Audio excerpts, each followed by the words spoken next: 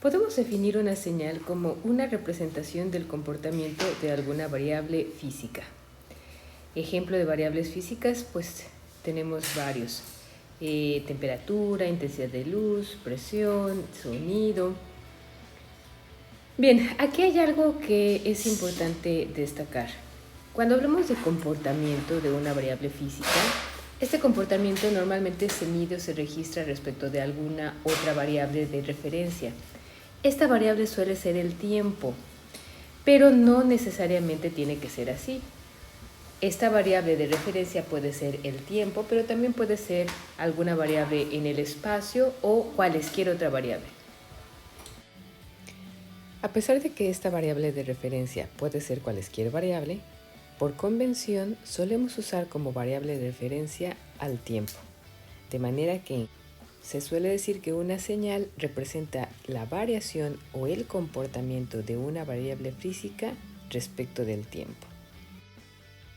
Y justamente una señal la representamos normalmente como una función. Digamos, una función llamada f que depende del tiempo. F nos dice la variación de la señal, de la variable física respecto del tiempo. Y seguramente ustedes están familiarizados con la representación gráfica de una señal a través de este tipo de gráficos, ¿no? En donde en el eje cartesiano el eje horizontal representaría la variable independiente, que en este caso es el tiempo, justamente porque estamos diciendo que una señal es la representación de la variación de alguna variable física respecto del tiempo. Y la variación, repito, pues sería en este caso representada o denominada por el nombre f, que es función del tiempo. ¿Cuál pudiera ser un ejemplo de una señal? Bueno, pues cualquier señal de este estilo. Bien, aquí fíjense, estoy hablando de una señal que varía en el tiempo, pero estoy asumiendo algo. Estoy asumiendo que el tiempo es una variable real, ¿no? Aquí, sin decirlo, estoy asumiendo que el tiempo es real. O sea, que es una variable que toma todos los valores en el eje, desde menos infinito hasta infinito positivo. Sin embargo, esta no es la única condición que existe para una señal. De hecho, se habla de una clasificación inicial de las señales justamente respecto de la variable independiente tiempo. Si la variable independiente tiempo es real, entonces f de t es una señal en tiempo continuo.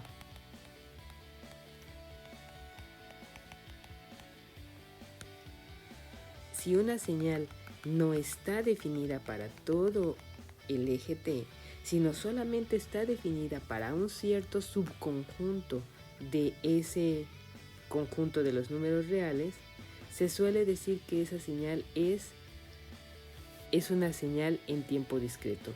Y en distintos libros ustedes van a encontrar distintas notaciones para las señales de tiempo discreto. Nosotros vamos a quedarnos con la notación del libro de señales y sistemas del autor Oppenheim, pero ustedes pueden encontrar distintas notaciones en otros libros y son equivalentes. En este libro la variable discreta la asocian con n y n la asocian con el conjunto de enteros. Entonces n es entero. Y la señal asociada a ese n, digamos, se puede también llamar f, pero para representar que está asociada o que es función de ese conjunto de números no real sino entero, representado por la variable n, se usan corchetes y obviamente la variable n. Entonces, con esta notación se define a las señales en tiempo discreto. ¿Qué significa entonces? La señal va a existir solo en los instantes n.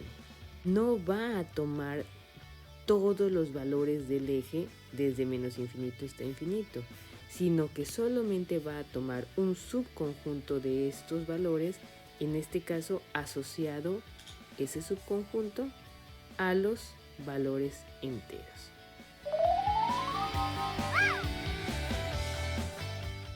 Pensemos, por ejemplo, en una señal simple que esté definida en un subconjunto, digamos, de menos 5 a 10. Podría ser la siguiente. Vamos a hacer una definición.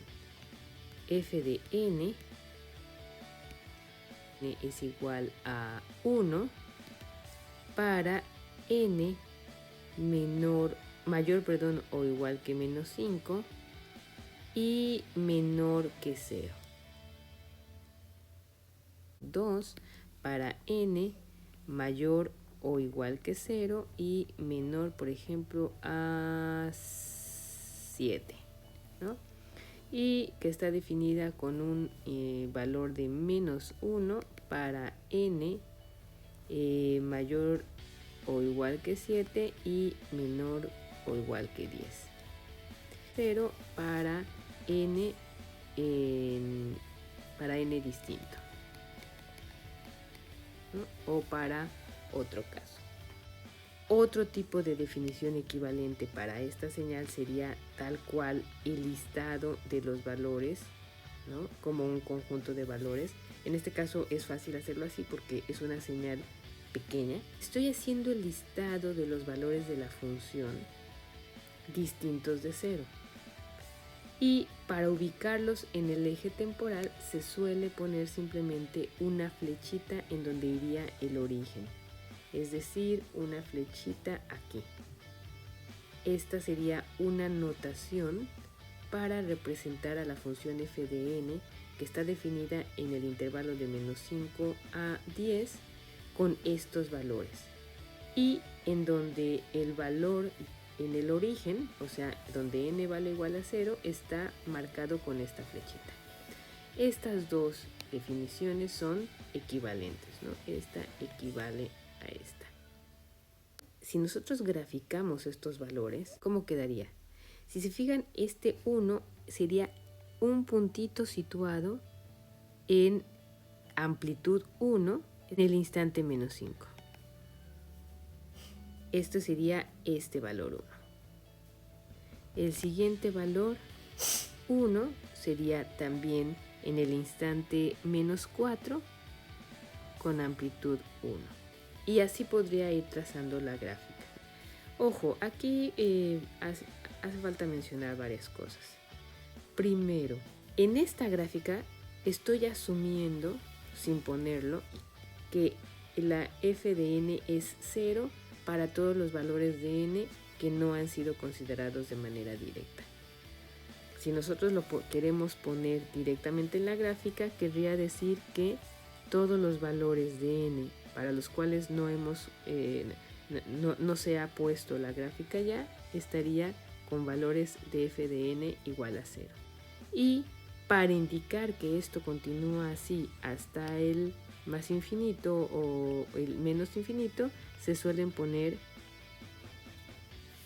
símbolos de puntos suspensivos para decir este 0 continúa hasta el más infinito y estos ceros de la izquierda continúan hasta el menos infinito, ¿no? Entonces, estos ceros de la izquierda continúan hasta el menos infinito, este 0 a la derecha continúa hasta el más infinito. Y eso sería lo que nos permitiría poner en la gráfica esto.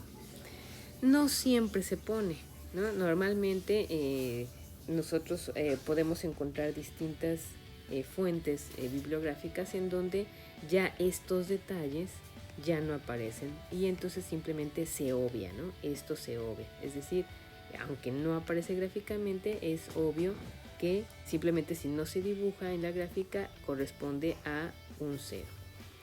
Bien, otra cosa que quiero mencionar aquí es lo siguiente. A pesar de que estos puntos son los que realmente representan la gráfica de f de n, visualmente es difícil de seguirlos. Entonces, una manera de facilitar la lectura de la gráfica, pues simplemente es ponerle una rayita, digamos, a cada uno de los puntos, ¿no? Para que visualmente queden más fácil de leer. Estas rayitas en sí no forman parte de la función,